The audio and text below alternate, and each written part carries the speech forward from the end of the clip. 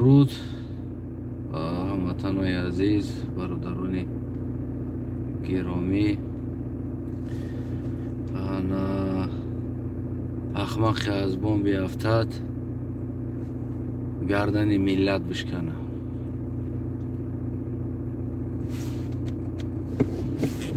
اندختاوی که شلبانتا انا یک برادر نوشته است که در کامنت من ترا خیلی یک انسانی با عقل میگفتم اما تو بی عقل ترین انسان در روی دنیا بودستی. سببش که تو با سال نو یعنی که چیزی یهودی و نصرانی است تبریک کردی گفتگی زده است در کامنت. میخواستم گفتم که از این بابت کتا جواب میتونم. میخواستم در همون برادر ما بگم که تشکر نمی شما باری با عقلا هستین، شما باری انسان های دیندارا هستین که توی نمی آماده زدیم با تاجیکستان در همین جامعه. دوستی عزیزم برادر عزیزم از همون تحپوشک سر کدگی تا دسترخون تو همونی که کتابی که امروز میخوانی در کاغذ یهودی چاپ شدگی است. همون کتابی که تو امروز ایمان داری همون کاغذ باز هم یک به دین یعنی که با گفته شما به دین همون کاغذ میبره و در همون کاغذ همون رنگی که می نویسیش که چاپ کردگی میخونی همون رنگ هم یک بدین چاپ کردگی. بیار با ما را یک همون حضرت اولیاء و مولوی تا رنگ میبره کاغذ میبره لباس میبره بیار یتشه بیار نشان ته بگوی نمی میبره میگن که سال نو از یهودی و نصرانی است. خب برادرم کدام سال تولدت؟ چرا تو سال تولدت با سالهای یهودی و نصرانی حساب میکنی؟ برای چی؟ یک زمانی نام خیلی بابای کلام بابای ما یاد داریم و میگفتن تا وقتی ما که تولد بودیم اقلامون بود در SSSR نم طوری احمقا بدندم خیلی احمق بابا پاسپورت نگی صورت نگی صورت جان میطلبه حاضر بابا تبا بین ایوخ اینترنت نمیخیزم 24 ساعت بابای انمیا حاضر اینترنت میشیشتگی تا اینترنت در یهود چی با میگیرن استفادهش میبانه تلفن از یهود چی با میگیرن استفادهش میبانه تورسکی که پوشیدگی یهود چی با میپوشیش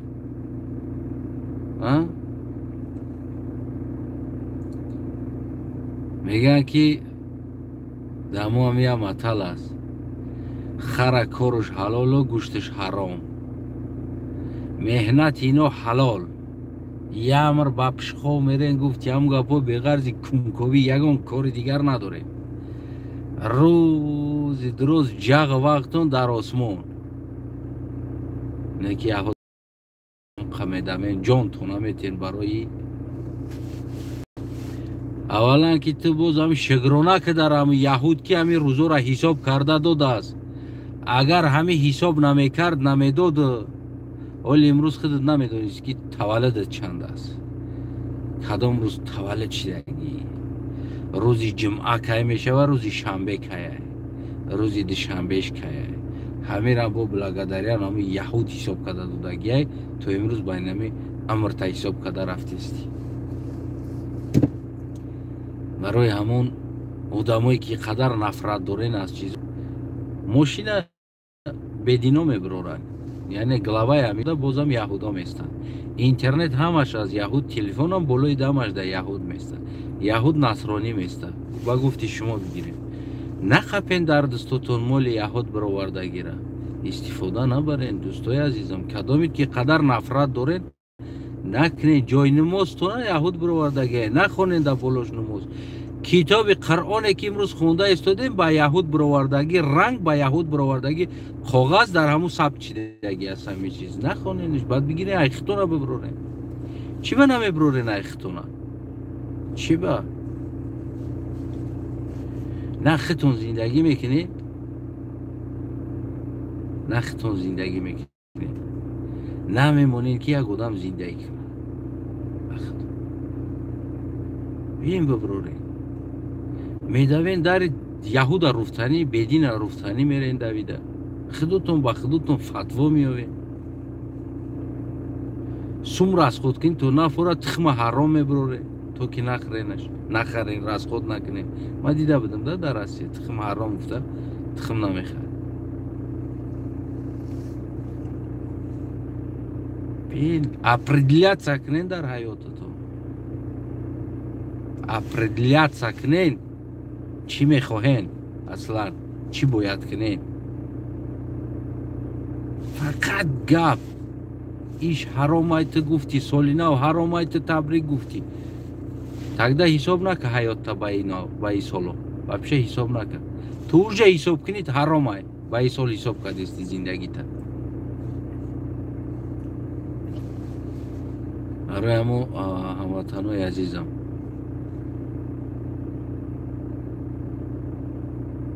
بگم سختی بدتون میرسه شو سختتون میرسه اگر من بگم اما نگم همین تا دیگر بگیم که رفتن میگیرم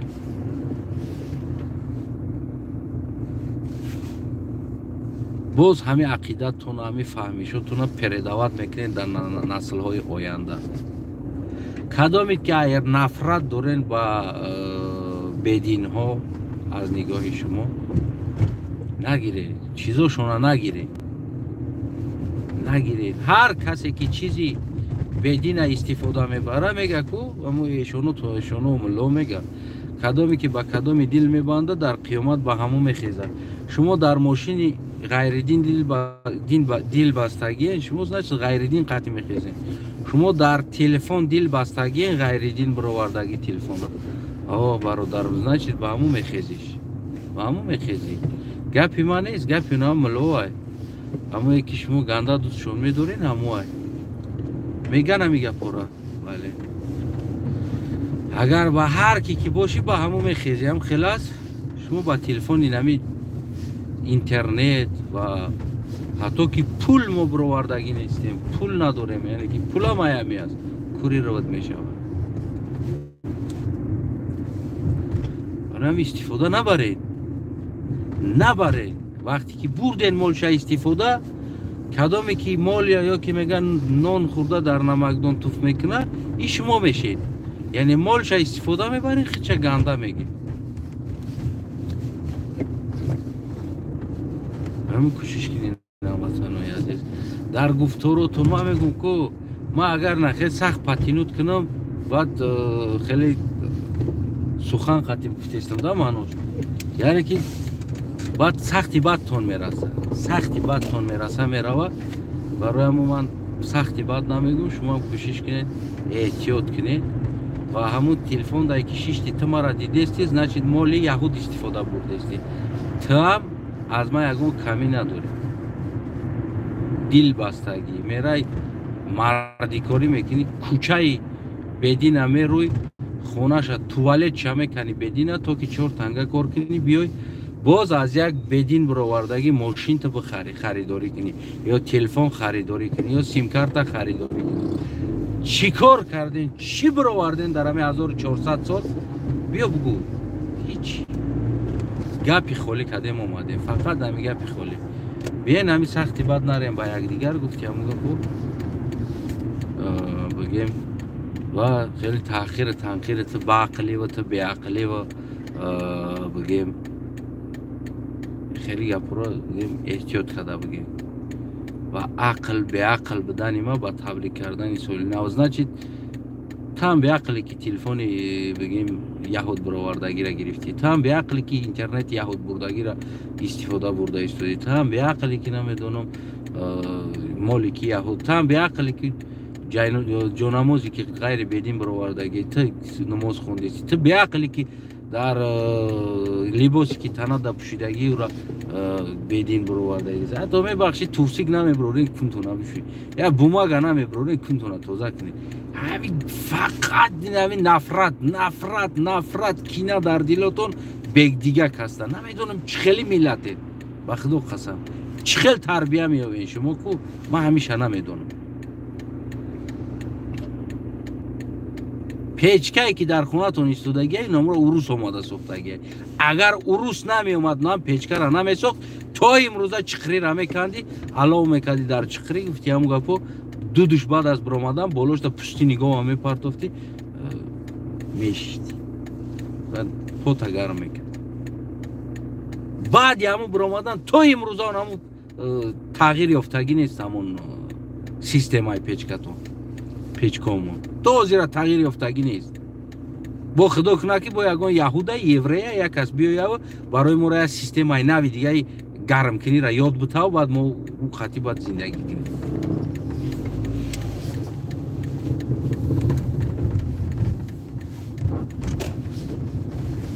خدا نگهبانتون باشه.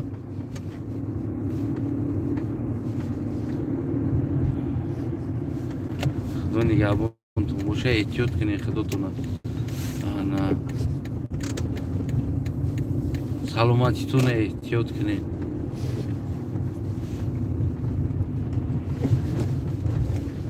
کدام نفرت دارین ای پاسپورت ات کس کنین رنگی هم مردم افغانستان وری کای تاول چیدیم گفت وقتی گندم در آب بگردینم طریق کرد. اونم بیچاره را این همه احوال آورده در همه روز زد. این همه احوال است. این همه رنگی نام خیلی احمقایی که میگم که بابای ما پاسپورت را مجبور دادگیشونه. اکثرای نمی بابای ما سال تولدش خطا نوشتگی هست. خطا نوشتگی هست. نسم هم دیلی نموردن رفتن اکثرش خطا بود. یگانتش توغری نبود. نمیدانسته نمی رنگی مردم افغانستان میگو وقتی گندم دراو در تولد چیدگیم خیلی گرفتم هم گندم دراو یا 23 مای 22 مای یگان 21 چیسلو را میزدن میدادنش میگفتن نمی ای تولد نمیدانستن خودشون توغری بفهمین. سوال تولد چه نمیدونیست. این همیجا بیچاره است. اروپا اومده است چند ساله میگه تقریبا 18 ساله هستم میگه تقریبا میگه 18 ساله هستم. میبینی ریشش سفید دیگه میگه درنگی ما بوری میگه یک